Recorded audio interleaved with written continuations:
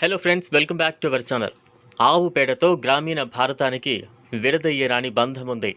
ఉదయం లేచిన వెంటనే కల్లాపి చల్లింది మొదలు రాత్రి పడుకునే ముందు పిడకలతో పొగ వరకు అనేక చోట్ల పేడ ఉత్పత్తులను వాడుతూ ఉంటారు.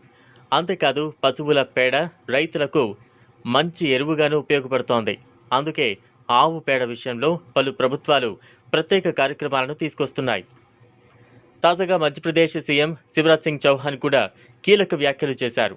ఆవు పేడ, గోమూత్రంతో రైతులకు అదనపు ఆదాయం వస్తోందని, వీటిని సద్వినియోగం చేసుకుంటే మన దేశ ఆర్థిక వ్యవస్థ మరింత బలోపేతమవుతుందని చౌహాన్ తెలిపారు. ఈ నేపథ్యంలో రైతుల నుంచి ఆవు పేడ కొనాలని మధ్యప్రదేశ్ ప్రభుత్వం భావిస్తున్నట్లు ఆయన పేర్కొన్నారు. మధ్యప్రదేశ్ ప్రభుత్వం ఆవు పేడను కొనే యోచనలో ఉన్నట్లు సీఎం శివరాజ్ సింగ్ చౌహాన్ ప్రకటించారు. వాటి నుంచి ఎరువులతో పాటు ఇతర ఉత్పత్తులు తయారు చేసే ప్రణాళికలు రూపొందిస్తున్నామని తెలిపారు. ఆవు పేడ, గోమూత్రంతో క్రిమి సంహారిణులు, ఔషధాలు సహా ఇతర ఉత్పత్తులను తయారు చేయొచ్చని, వీటిని చక్కగా ఉపయోగించుకుంటే గ్రామీణ కుటుంబాలు ఆర్థికంగా బలపడే అవకాశం ఉందని ఆయన చెప్పారు. ఇప్పటికే మధ్యప్రదేశ్ శ్మశాన వాటికల్లో శవాల దహనానికి కలపకు బదులు పిడకలను ఉపయోగిస్తున్నామని తెలిపారు.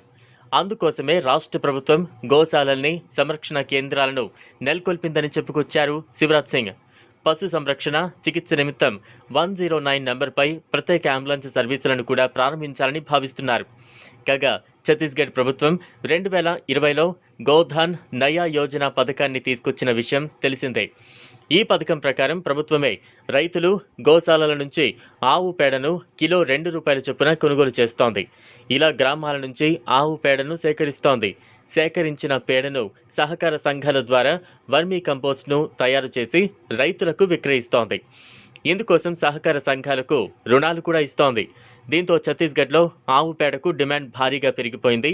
ఈ క్రమంలోనే అక్కడ ఆవు పేడ విలువైన వస్తువుగా మారిపోయింది. ఆవు పేడ కోసం దొంగతనం చేసే స్థితి వచ్చిందంటే పరిస్థితి ఎలా ఉందో అర్థం చేసుకోవచ్చు. కువైట్ దేశం ఆవు పేడను ఎగుమతి చేసుకునేందుకు ఆర్డర్ ఇచ్చింది. వాటికి తగ్గ సన్నాహాలు జరుగుతున్నాయి. చూశారు కదా, ఇది వాళ్ళ వీడియో. ఈ వీడియో కనుక మీకు నచ్చినట్లయితే లైక్ చేయండి, షేర్ చేయండి, ఛానల్ను సబ్స్క్రైబ్ చేసుకోండి.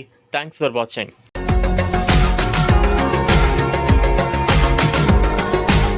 మరిన్ని అప్డేట్స్ కోసం మా ఛానల్ని సబ్స్క్రైబ్ చేయండి.